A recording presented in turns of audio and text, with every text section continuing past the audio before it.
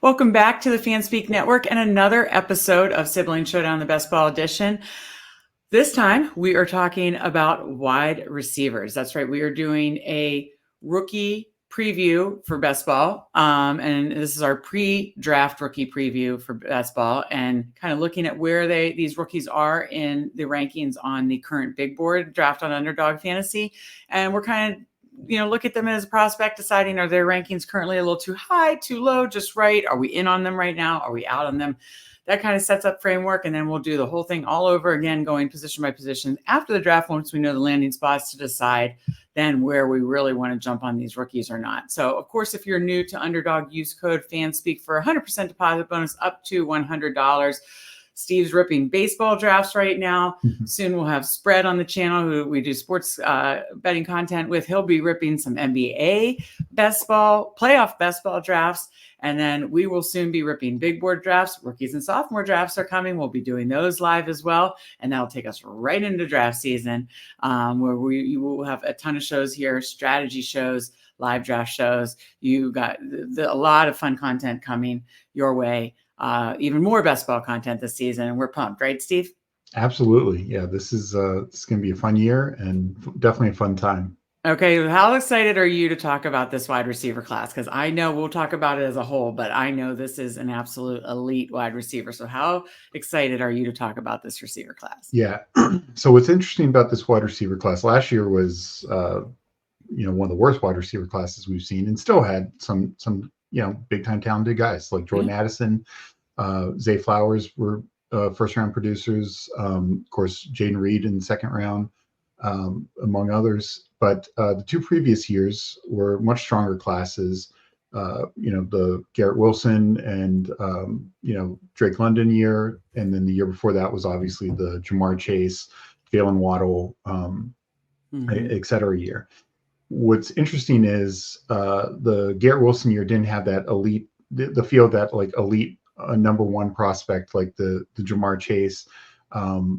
This year is kind of the combo of the Jamar Chase year and the Garrett Wilson year. We have top end wide receivers, absolutely guys who blow the door off defenses, and we also have depth. I mean, we have crazy depth.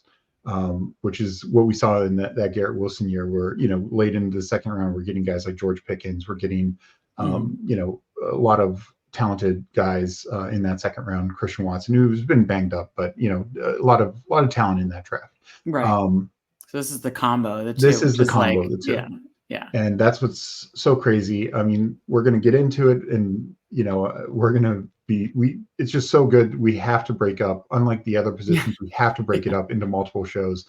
And not only that, we'd be talking for 3 hours. Yeah. I mean, not only that, it's there's a number of guys that we're going to talk about who not only have clearly been better than any receiver taken last year, but they would have been better than receivers taken the Garrett Wilson year. And Garrett Wilson is a stud. Drake London is very good. Chris Olave is very good. Yeah. So, we are absolutely talking some incredible talents in this class for sure. That is mind blowing. And, from a macro big picture, like strategy level, last year we identified, and we said this on the tight end show and took our victory lap on being high on Sam Laporta early and often, basically. And you and I both had like 50% exposure to Sam Laporta because, again, we talked about how tight end is talent meets opportunity. And we saw that with Laporta. You kind of have to find the nuance of the rookie classes and where the strengths lie, right? And so last year it lied in the tight ends. You can draft these rookie tight ends and they can make an impact. And now, we're seeing these receivers where, yes, I've had exposure. I mean, I didn't have enough Puka last year, who was like the late round rookie hero. But, you're seeing, yes, I've gotten exposure to rookie receivers in the past couple of years of best ball, but probably not as much as I didn't consider it a ton, really. You were much higher on even Jordan. You helped get me even more on Jordan Addison than I initially was. And so that's why this year I'm keenly aware early. And this is where the spot where I want to be no, this is where you really hammer these rookies in the wide receiver position. And that's why it's important that we go through this. And so today we're breaking it up and we're going through the rookie receivers in the top 100 going on Underdog, the big board draft. And these essentially are the surefire round one guys. Obviously there's wild stuff that happens in the real NFL draft every year, but these should be surefire number ones. Now, there could also be 3+ others that come into this round one real life draft conversation. But we're right now doing the surefire number ones and the guys in the top 100 of the big board draft.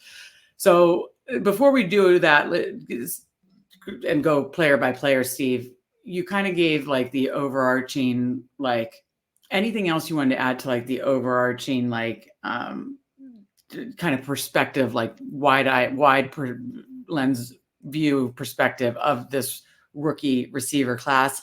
And I guess you're kind of handling it the same way as I kind of mentioned, is I want to be on these rookie receivers early and often, whether it's the studs at the top or the depth of it, because this is where the strength of this draft lies. Would you agree with that? Yeah. So one thing to keep in mind with rookie receivers, opportunity is absolutely key. We see that with later round guys like Puka, situations like that, of course.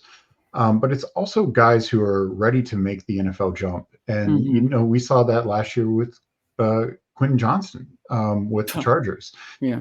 Because opportunity did come to him when Mike Williams went down and he was not able to step up. I mean, Palmer was hurt also. Allen was hurt at the end of the year, and of course by then Herbert was hurt, but just could not get it done. And that just shows like you need to, and we even saw that with the name escaping me, the second round receiver of the Panthers last year, who had plenty of opportunity. Adam Thielen was the only. With Mingo? Mingo, thank you. Yeah. But just not on the same level. Jaden Reed, who went to a much more crowded receiver room, but was able to. But emerged. He was much more of a refined receiver and was able to emerge. And of course, Jordan Love's better than Bryce Young and absolutely proved that last year. But he was able to emerge because he was more ready. And we've seen that in years past where a Terry McLaurin for Washington, 3rd round pick, but he went to the Senior Bowl. He was a senior receiver, not a stud at Ohio State, but he knows how to play the game. And he was able to make the jump early and quickly because he got opportunity in Washington and he was ready to make the jump. He's not this guy who needed, like a Kadarius Toney who needs, the perfect situation to develop to be an NFL receiver. He just can go out and do it. And what we see here is a lot of these rookies are in they feel NFL ready. Yeah. So yes, landing spot is going to end up mattering, but this is not Treylon Burks where you're just like, oh, this guy's he's a one-trick pony. And it's people were hooked on him too, Yeah, and because everyone thought, well, he's filling in for AJ Brown, he's going to get 120 targets, and he's just going to have tremendous opportunity. The fact of the matter is, he was so much more raw than even many of the second round receivers taken that year. Well, that's a really interesting point you made. First of all, a very important point that you made. And I have 2 follow-up questions. One is, one's a statement, one's a question. We talked in the tight end show how it really is talent meets opportunity. And that's how we jumped on Sam Laporta last year. You're saying it's almost not opposite, but very different for receivers, that opportunity doesn't guarantee that then you are going to, pay off your ADP, exceed your ADP, be a league winner, those kind of things. You really need to have that talent, have that, be NFL ready, and be ready to step into that role like a Jaden Reed, not a Quentin Johnson. So my follow-up question is, how do we weed out the Quentin Johnsons who had the higher draft stock? He went round 1 to the Chargers, to the Jaden Reeds who go round 2, or even the guys who go further. I mean, obviously Puka was like the extreme case of that last year. But Rasheed Rice. Rice went in the 3rd round. Right. So there's going to be guys that go in the 2nd, 3rd round that may be more prepared than a guy that goes in the 1st round. What do you use to find that? Because you were on that last year. You were off Quentin Johnson and on guys like, Jaden Reed and Rice and that kind of stuff. So what do you use to kind of say, no, this guy, even though the landing spot seems right and the draft stock capital was high, I don't know that he's going to make the impact, but this guy who got drafted in the 2nd and 3rd round can. How do you weed that out? How do you figure that out? Well, a lot. It definitely does get finalized once we do see the landing spot, because sometimes the landing spot can be enough that it still covers for some issues. But I like to see guys who were, more productive multi-year starters in college. That is obviously not going to be the case for everyone.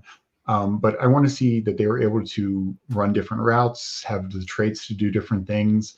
A guy like Quentin Johnston or Traylon Burks, they succeeded a lot on like manufactured touches, and Mm. that only gets you so far in the NFL. Like, Hmm. yes, Tyreek Hill gets manufactured touches, but he also does everything else. Yeah, yeah, Like he's fantastic. Like we know he is absolutely fantastic across the board.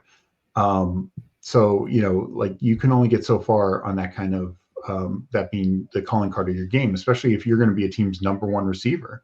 hmm Because guess what? You're facing number one corners. You're facing, you're going to face double coverage. Teams are going to scheme against you to take you away if you start showing that you are the number one option. And that's what we did see, like a Zay Flowers. Zay Flowers showed that he still could do that. I mean, he relied on some manufactured touches, but he also showed that he could do other things, right. and proved that he was more than just a manufactured touch guy. Well, that's why I was kind of nervous about him. I didn't get on him until like late August, honestly, last year, Yeah, because I was nervous. Is he just a manufactured touch guy? And yeah. that's hard to Oh, to absolutely. figure out, like kind of reading the tea leaves as far as that. But you're saying like kind of their experience, their production in college is important, but also kind of their route tree, their specialties and that kind of stuff. If they are more of just a manufactured touch guy, that's kind of your first red flag. Yeah, yeah.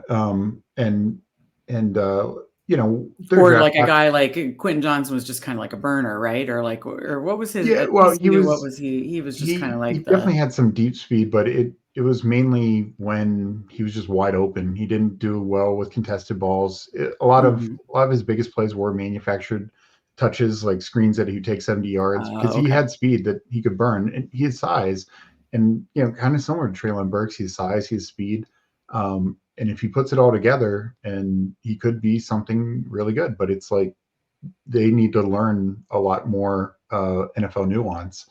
Um, and it's just, sure, you can find highlights of them catching the ball 40 yards, 50 yards downfield and having this nice touchdown, but a lot of times that's because the defensive back blew the coverage, fell down, something Yeah. of that nature. And yeah, they're wide open. I mean, hopefully anyone's catching that ball. And everybody's going to be excited. We're taping this during Combine Week about, obviously those measurables, they're testing that kind of stuff. But we've seen guys that didn't test as well and have become elite receivers. Wasn't it DK Yeah. Metcalf had like bad, like 3-cone drills and some testing Oh stuff, yeah. but he's DK freaking Metcalf. You know what I mean? Like, come on. Yeah. Not.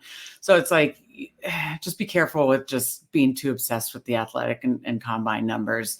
Number one. Number two, like Steve said, pay attention to their whole kind of body of work in college and what they did in college, and can that translate to the NFL level. And yet that's not easy to figure out, but I know Steve's done a very good job of that.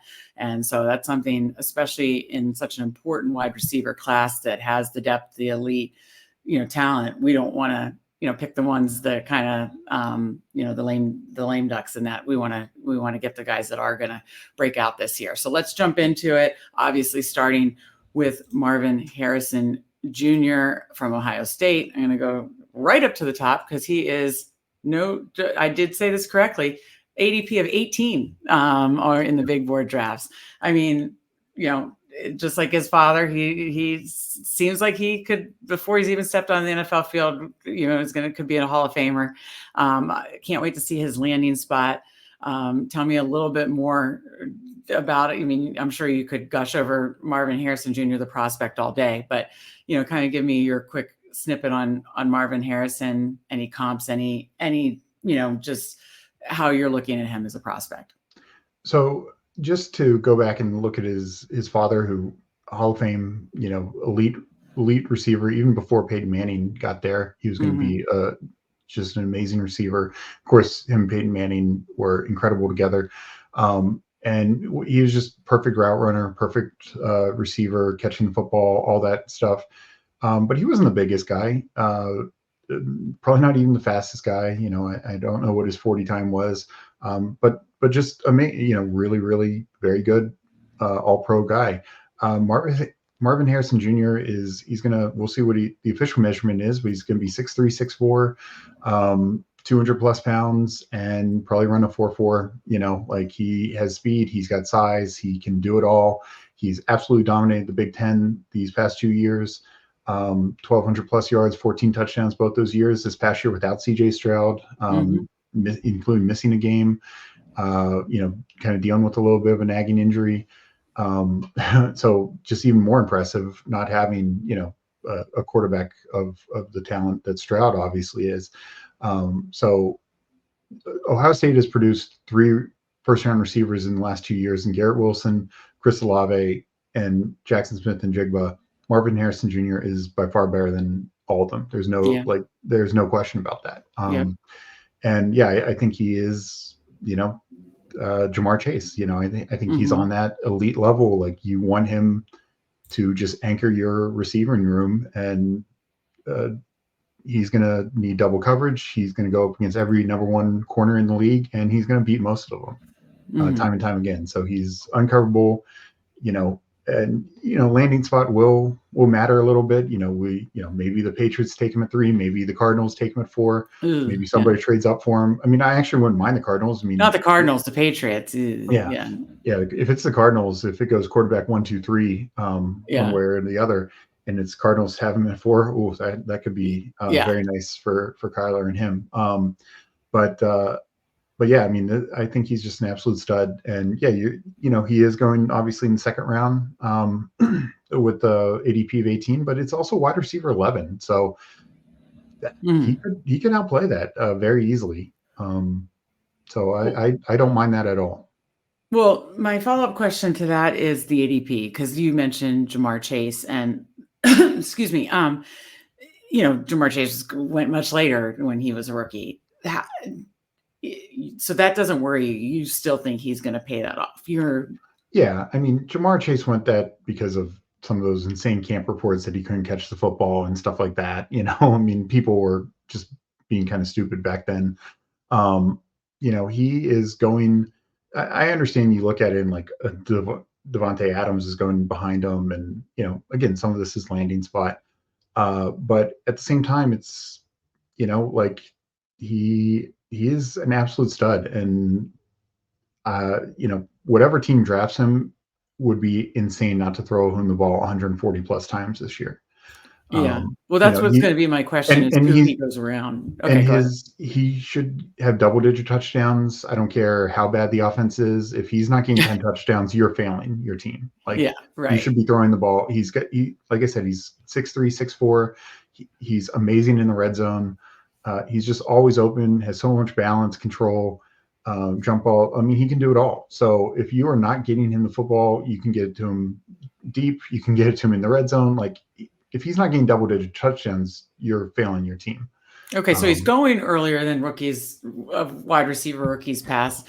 You still don't think it's too high, obviously. Yeah. But look around who he's going around. Brandon Ayuk, which I know question mark of if he'll be back in San Francisco. Rashee Rice, Devontae Adams, Deebo Samuel, Stephon Diggs, Chris Olave, Tank Dell. I mean, so how are you handling this? So that's kind of the follow-up question I have to each of these guys. How are you handling this in your portfolio? Like, how much are you getting of him right now? I mean, I'm definitely taking him at cost right there. I like him above Brandon Ayuk just because, the thing with Ayuk, while very good, it's, that team is obviously very, very talented, but we could see it emerge where it's more Deebo and Kittle next year. It's more CMC and Deebo, we could see that team end up two guys dominate more than it was pretty spread out this year, some due to guys leaving the lineup at certain periods of time throughout the year. So it kind of balanced each other out. But even past Ayuk, he's around a lot of good guys. I mean, somebody like Rashee Rice, Kelsey's back. Chiefs could take a wide receiver in the first and second round, and Rashee Rice could now become the third wide receiver on the team. Devontae Adams, who's his quarterback going to be? I actually like Deebo and Diggs, especially Diggs, if he's back in Buffalo. And if Gabe Davis is gone, I think Diggs is actually a really good value at that spot. Right. But it seems like Chris Olave, I love what he's done so far, but we're talking Derek Carr here, and he's got 5 touchdowns last year. I know he missed a game or two, but it's like, is he gonna do the same sort of thing? Marvin Harrison is just a far superior receiver than Chris Olave, and it's not No, and like that's why. Olave's in a better situation. No, and that's why I just wanted to point out some of the names he was around, because again, I get what you're saying as a prospect, and I get what you're saying is, yeah, I mean this is where Chase should have been going. This price makes sense, but I just wanted to kind of get your feel as to who he's going around, and so you're not reaching for him, but you're taking him at cost. You want him in a good chunk of him in your portfolio. Yeah. Okay, all right. Well, then that covers obviously the first prospect on the board, Marvin Harrison Jr. The next prospect is. Really, I'm hearing a lot more about, as even just as we've been approaching the combine, but now this is combine week. Malik Neighbors at ADP of 33. So talk about Malik Neighbors, the prospect, first. So Malik Neighbors, you're probably going to see a lot of comps to Devonta Smith, DJ Moore. He's a little smaller. He's not like this 6'3", 6'4" alpha X outside receiver, but he's just incredible speed, big time playmaker. Get the ball in his hands. Big time plays are going to happen. He'll probably measure in 6 foot 6'1", sub 200 pounds, probably around 190. Back-to-back 1,000-yard years. This past year with coinciding with Jaden Daniels, greater emergence, 1,500 plus yards, 14 touchdowns in the SEC, just absolutely shredded. And I mean, he was just a guy you watch LSU and he's just always open. He's always finding a way to get open. He's next to uncoverable. The speed, like a Devonta Smith, can go deep. Can you hit him in space and he's gonna. Yeah, and DJ Moore is very similar to this. Also, you hit him in space, he turns a 15-yard gain into a 40-yard gain very quickly, that kind of thing. So, just a fantastic, kind of, we see a little bit of also like Garrett Wilson's kind of the same way. And like if he was in the draft with Garrett Wilson, he's probably very comparable, might go ahead of Garrett Wilson in that draft class. So that's what we're talking about here. Say no more. I think he would have. I think he'll probably test above Garrett Wilson in terms of his like raw athletic numbers. Would be my guess. So, I absolutely think he's another fantastic prospect. And again, landing spot matters, but he's a guy. He's not going to maybe garner as many targets as a Harrison.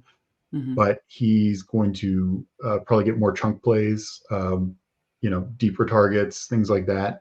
So particularly, and right now he is going, right next to Devonta Smith. So, that is one of my favorite comps for him.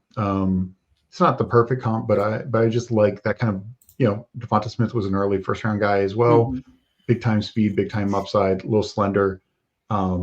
And I think a very, very similar guy who, if he's, should go to a spot where he gets a big time role as a, either a 1 or a 1B. And I don't mind him in the late third round where he's kind of going here. Okay. So you think his price is right. So are you trying to get a lot of shares of him right now? I mean, the way I look at it, I think, Harrison, Neighbors, and the next receiver we'll talk about, Adunze, they're all probably going to go in the top 10 of the NFL draft. And, who they land with, and it could be teams trading up for him as well. So we'll have to see what the perfect landing spot is. But when teams are spending that much, they are going to get targets. They're going to get opportunities. We'll also have to see where these teams, free agents, like say a team like Tennessee, are they bringing back DeAndre Hopkins or not?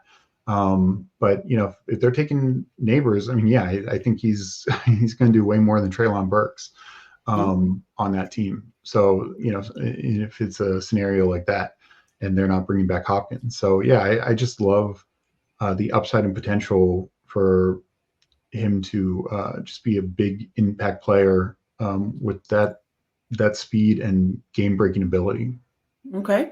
Well, 2 for 2 that you're taking a lot of shares of Harrison Neighbors, and makes me want to do the same. Now let's go to the third, which is it Romy or Rome Adunze? I believe it's Rome Odunze. Yeah, I got to learn to pronunciate these guys' names. Sorry, I'm having a cough attack. Thank God I found a cough drop. So Rome Adunze from Washington, obviously going at ADP of 53. So talk about Adunze, the prospect first.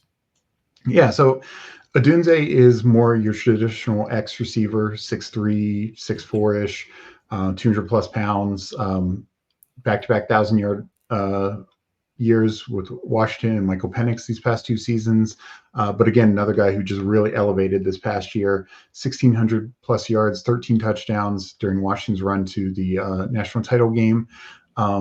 He can go up and get it. He definitely has some deep speed, but he can go get jump balls. Very good contested catch guy. He absolutely should be a red zone weapon. He's 100% Penix top target in the red zone or anywhere near.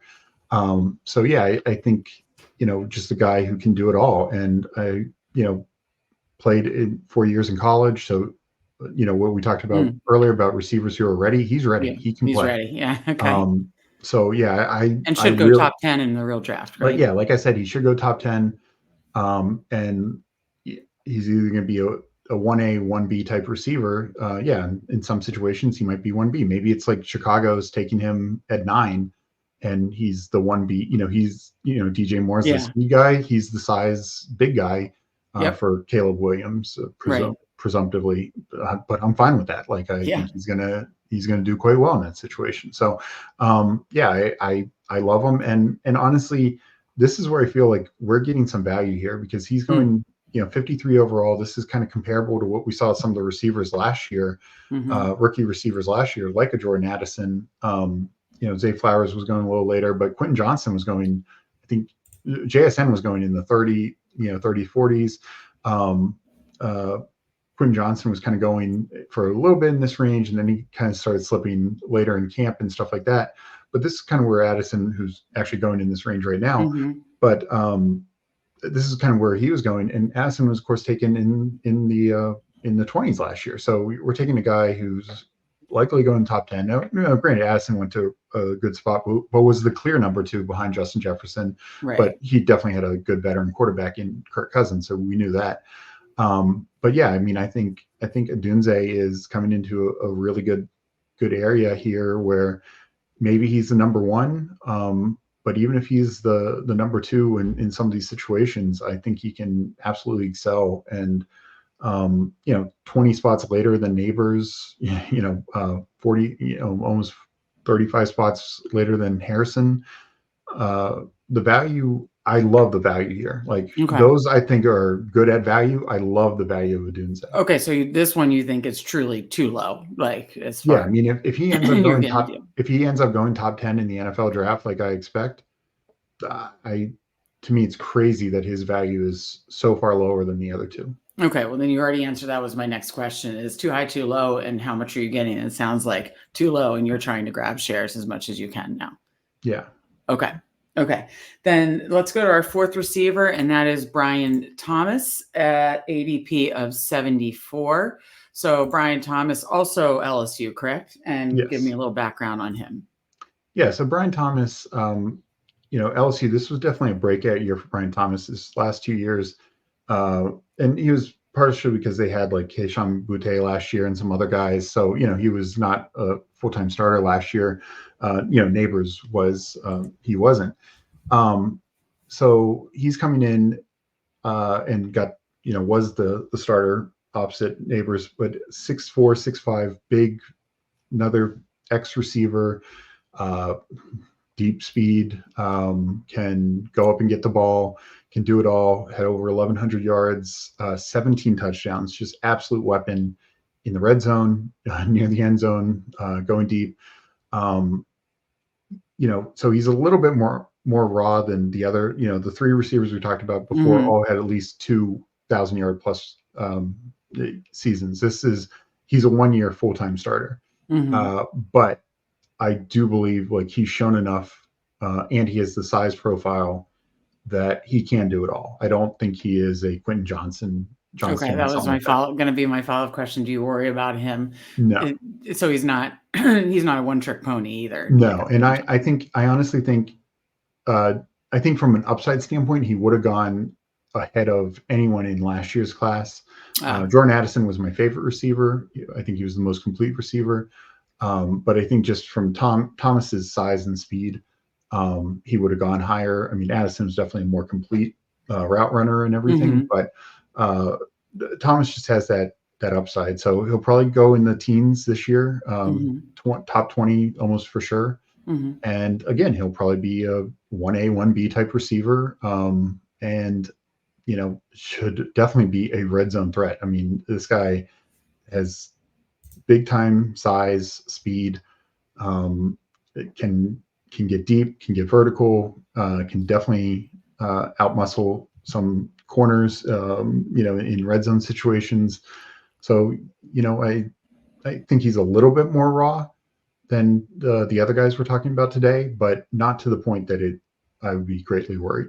Okay. So do you feel like this price at 74 is fair? And how much are you taking of him when he's going around with the guys he's going around? We'll get to the other rookie soon, but the two Green Bay receivers and Dubs and Watson, DeAndre Hopkins, Chris Godwin, Pickens slightly above him.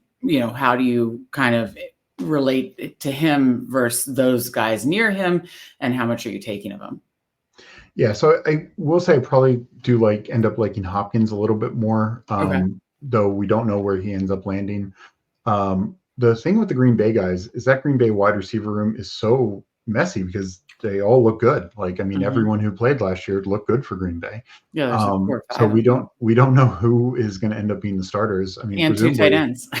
and two tight ends. So presumably it's going to be Watson and Reed, but as the one and two. But Watson also has a deep injury history already in his short career. So, yeah, I mean, I will take Thomas above the Green Bay guys for sure. Mhm. But if it's between him and Hopkins, I'm probably taking Hopkins. Okay. Well, that helps. I had just, you wanna comp the who they're going around, to kind of figure out how much you want of them in your portfolio. So let's go to the final pick of the top 100 rookie receivers, and that is Troy Franklin here at Mhm. ADP of 96. Troy Franklin out of Oregon. So tell me about Franklin, the prospect, and then we'll talk about his value. So Troy Franklin, out of Oregon, uh, he's probably going to be probably around 6'2". Again, we'll see these final numbers this week at the combine. But 6'2", light on the lighter side, but he's a speed guy. So 175, 180, somewhere in that range. Been a 2-year starter at Oregon. Last year, around 900 yards, but 9 touchdowns. This year, again, another breakout. Almost 1,400 yards, 14 touchdowns during Bo Nix, kind of Heisman campaign. Obviously, didn't get there, but really, really was the top option and clear number one weapon for the Ducks this year. And he's a guy who you get him the ball in space, he can make big plays.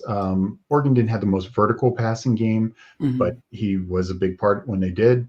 But yeah, he's not a one of these tiny 5'9" speed guys, but he's got speed. We'll see what he ends up running, but I'm from most people that I've seen predict it's going to be sub 4.4. Mhm. So yeah, I mean he's going to be your burner guy who can get deep, get vertical, really take the top off of defense, but also kind of turn big time slants into big time gains. Um, Definitely I think is refined enough. He's slighter, so I think he's not going to run every single route. He's probably not going to be the biggest red zone option, but he's shifty, so he can run out of the slot. He can create openings that way. So overall, I like him, and he, from where he goes in the NFL draft, I think it will be probably it could crack the top 20. I think it's more likely in the 25 to 30 range, or at the very end of the first round. But what's obviously intriguing about that is, that could end up being a really great situation, like a Buffalo if Gabe Davis leaves, or a Kansas City or something like that, where he just actually goes to a much better situation than some of these other options that we're talking about. So at his price of 96, yeah, where are you standing on him? And let's see who he goes around. Are you taking him, guys around him more, or are you taking him more? Like, how much exposure do you think his price is right, and how much exposure are you getting to him now? So I like him and Deontay Johnson are going roughly the same area. We obviously don't know who the Steelers quarterback is going to be. I probably would lean Deontay Johnson a little bit more. But other than that, like, the Green Bay guys are ahead of them. Then you have guys like Jacoby Myers. We don't know, what the Raiders situation is. Jameson Williams is nice, but again, probably no better than the third option in that Lions offense. Josh Downs, Pittman's probably back on the franchise tag. So, he's probably no better than the second option on that team. So, you'd be my second choice in this 80 plus range. Gotcha. Yeah. Okay. So what I'm hearing is all five guys to avoid the Quentin Johnsons of last year. What I'm hearing you say is all five of these top 100 rookie receivers that are going high, all five you think are NFL ready, and you don't think are going to be the one-trick ponies like Quentin Johnson, or I just blanked on the Titans guy. Traylon Burks. You don't think we're just looking at raw stuff. You don't think we're getting obsessed with any specific measurables or athletic traits, that these are actual stud receivers that are going to make an impact in year one in the NFL. Am I hearing that correctly, that you believe all five of these can or should? Yeah, no, I absolutely believe that. And, 4 of the 5 had 2 years as a starter. Thomas being the only one that didn't. Thomas being the one exception. And sure, Burks had kind of 2 years, but it was clear, like, he was really a one-trick guy and just didn't have the full complement, where these guys are much more, they can do more than one thing. Yes, we can pigeonhole them to say, oh, they're more big, physical, do this, but they also do X and Y as well. Like Franklin being the example. Like, yes, he's a speed burner guy, but he can run out of the slot. He can, even around the red zone, he's not going to be the threat that Odunze, Harrison, and Thomas are, but he's still going to find ways to get open because he's shifty and he's quick. And I mean, that's how he got so many touchdowns at Oregon. We saw Zay Flowers this year with the Ravens be utilized like that. Like, he's just super quick, and he's going to make people miss. And I think he's very refined in enough as a route runner, and what he can do after the ball's in his hands as well. Okay, and then the last follow-up question. This is a fun one. Obviously, you love all five of these prospects, and you laid out a great case for them. They're all, you feel, NFL ready, and as long as we get some decent landing spots, really should make an impact year one. So I love hearing that.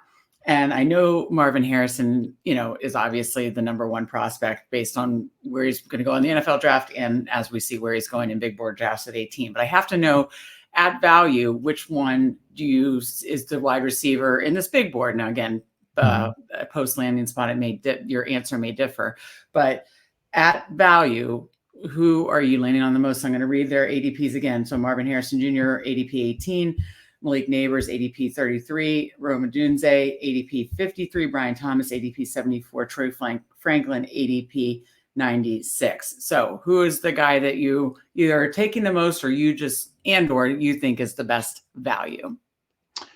For me, I think it's Rome Odunze, because I could tell based on when you were talking about him during the breakdown that you felt like you were getting the best value on him. And I think that's important to know. It doesn't mean that he's going to outperform Marvin Harrison Jr. necessarily when it's all said and done, but the value of where you're getting him at a 53 is what is really appealing to you, basically. Yeah. So what I would define it as is Odunze and Neighbors they both probably would have gone almost assuredly ahead of anyone in last year's class, and both could have gone ahead of anyone in the Garrett Wilson class. Mhm. And so from that perspective, you're getting him, 20 spots later than neighbors. And, if he produces like Garrett Wilson, and especially if he goes to a situation where he's a better quarterback than Zach Wilson, That's not then hard to do. yeah, then, like we could really get some value here, because Yeah. at 53, he's wide receiver 33. So Yeah. this is your wide receiver 3 that you're essentially taking, and he could end up being a clear wide receiver 2. Like he could be wide receiver 20, like Mhm. easy, like Mhm. with almost no difficulty. So Well, that's why I uh, asked the question, because I kind of sense that, but I kind of wanted to know, yeah, because I think that's really important in basketball. Like that again, that doesn't mean that we don't want all 5 of these guys. That doesn't mean we still want to get our Marvin Harrison Jr. shares, yeah. but to seek out that value, that's why we were drawn to Sam Laporta last year. Well, and also some of it could end up being is just from, if the dominoes fall like it is, and Harrison goes, first, let's say to Arizona. I think that's a good landing spot. Yep. Let's say Neighbors goes second to, let's say, the Giants or Tennessee. Uh, the next team looking wide receiver is probably Chicago, and I Yeah, think like you said, the Adunze. 1B there is awesome. Well, I think Adunze. I would rather go to Chicago with Caleb Williams and DJ Moore than go to the Giants with, you know, uh, Daniel Jones coming off the Daniel injury. Jones Yeah. presumably as a quarterback, or Tennessee as, Will Levis. I mean, I like Levis with some upside, but it's not great. Now, sure, if the right team trades up for Neighbors, then maybe that just becomes a much better value. But Right. yeah, Okay. that's kind of the way I see it. Yeah, no, I think that's important to frame it that way. Well, this has been fun, and this has just been part 1 of the receivers. We're going to do part 2 of guys that may be in the first round of the real NFL draft, and then certainly guys that are going in the next tier here on the best ball drafts. And then we're going to do a part 3 of the Flyers looking for this year's Puka. So there will be 2 more parts to the wide receiver series. Be sure to check out all the content on fanspeak.com. Be sure to like and subscribe on your way out. And again, keep checking be sure to subscribe so you get notifications, because we're going to be having more of these, the series after the draft. We're going to be doing before the draft more strategy shows, and finally some live drafts of the big board. Rookies and sophomores is coming. We're going to be doing live drafts as well. So stay tuned for all of that. Thank you so much for joining us, and we will see you next time.